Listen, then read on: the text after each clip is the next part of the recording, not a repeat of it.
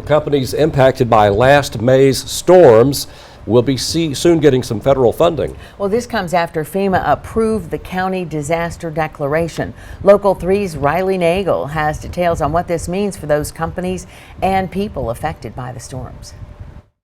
Amy Maxwell with the Hamilton County EMS says that companies like EPB, who greatly assisted and were financially impacted by the early May storms, could be getting millions back from the government in reimbursements. Right now, it's just for the public assistance of those companies that had to help get restoration back to electric power, back to those areas that were severely damaged.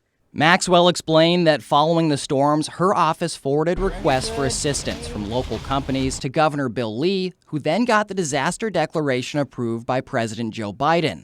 As of right now, individual assistance is still under review. That doesn't mean that they are going to get it, and it doesn't mean that they're not going to get it. Residents whose homes or property were damaged from the weather and sent their own request for assistance to the state could still hear back if they are approved.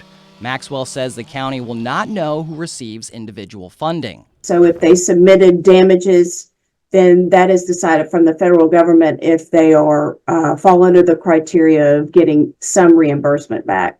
The Highway Department of Hamilton County requested $250,000, which FEMA will cover 75% of.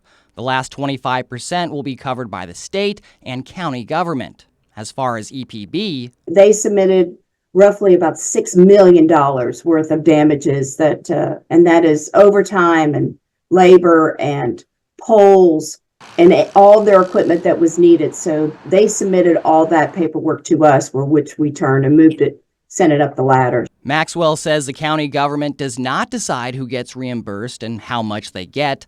For people who submitted their own damages, we'll have to follow up with the state to learn more about possible assistance. Reporting in Chattanooga, I'm Riley Nagel, Local 3 News.